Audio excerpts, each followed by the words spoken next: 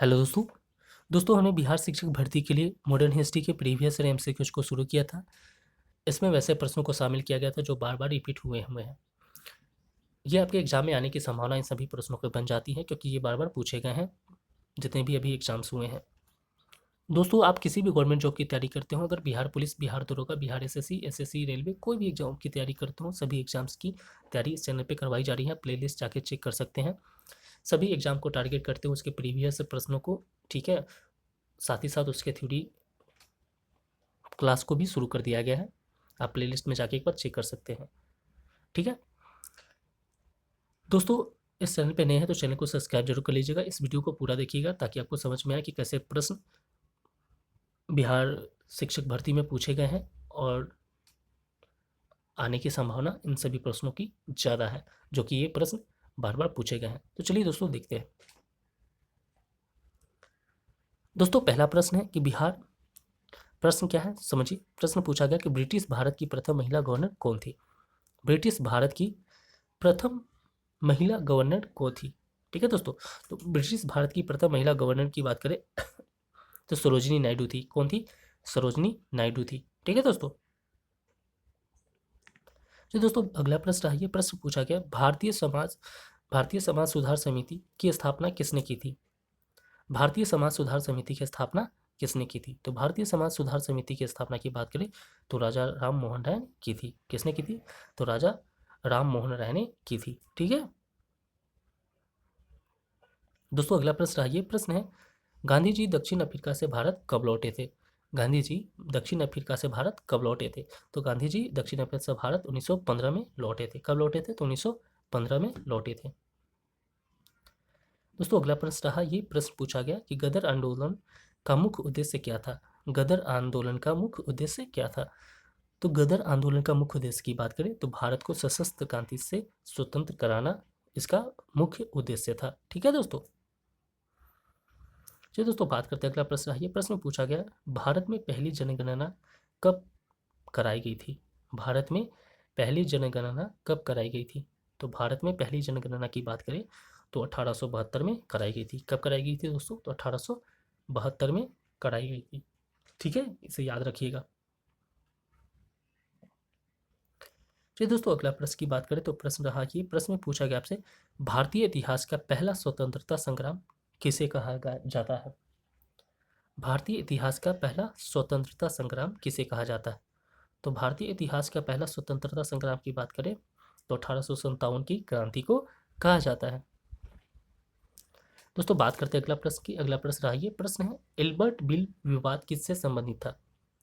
Ilbert bill विवाद किससे संबंधित था।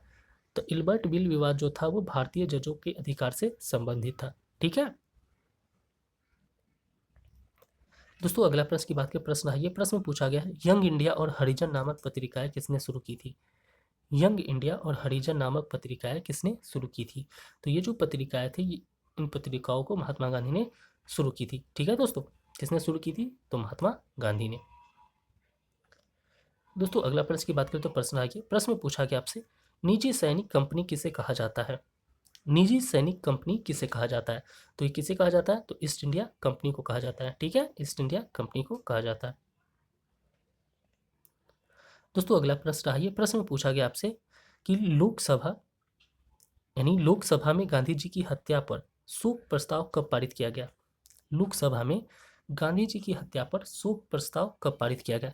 तो 30 जनवरी 1948 को, 30 जनवरी 1948 को लोकसभा में गांधी जी की हत्या पर शोक प्रस्ताव कब पारित किया गया। 30 जनवरी 1948 को। ठीक है चलिए दोस्तों अगला प्रश्न की बात करें, प्रश्न है, ये प्रश्न में पूछा गया, भारतीय राष्ट्रीय कांग्रेस के संस्थापक कौन थे। भारतीय राष्ट्रीय कांग्रेस के संस्थापक कौन थे। तो भारतीय राष्ट्रीय कांग्रेस के संस्थापक की बात करें तो एओ ह्यूम थे।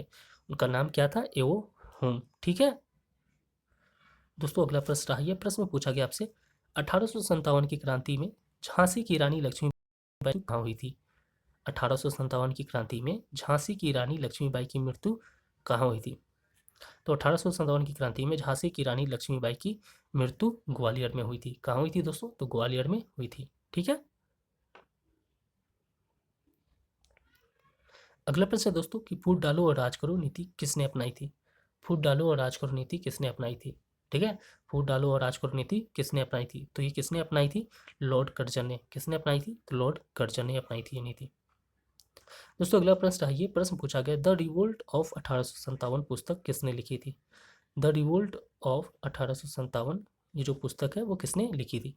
तो ये पुस्तक वीटी सावरकर ने लिखी थी। किसने लिखी थी दोस्तों? तो वीटी सावरकर ने लिखी थी। दोस्तों अगला प्रश्न है, ये प्रश्न है, भारतीय राष्ट्रीय ध्वज को संविधान सभा ने कब अपनाया? भारतीय राष्ट्रीय ध्वज को संविधान सभा ने कब अपनाया? तो भारतीय राष्ट्रीय ध्वज को संविधान सभा ने 22 जुलाई 1947 को अपनाया था। कब अपनाया था दोस्तों? तो 22 जुलाई 1947 को अपनाया था। दोस्तों इसमें 10 सीट थे, 10 सीट को मैंने कर लिया।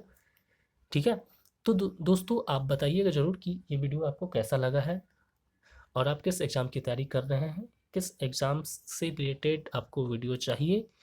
ठीक है दोस्तों, एमसीक्यूज वीडियो चाहिए या फिर थ्योरी का वीडियो चाहिए, कौन से सब्जेक्ट का वीडियो चाहिए, सभी चीज़ें कमेंट करके ज़रूर बताइएगा। वीडियो को लाइक ज़रूर कीजिएगा। दोस्तों मिलते हैं अगले वीडियो में, तब तक के लिए धन्यवाद।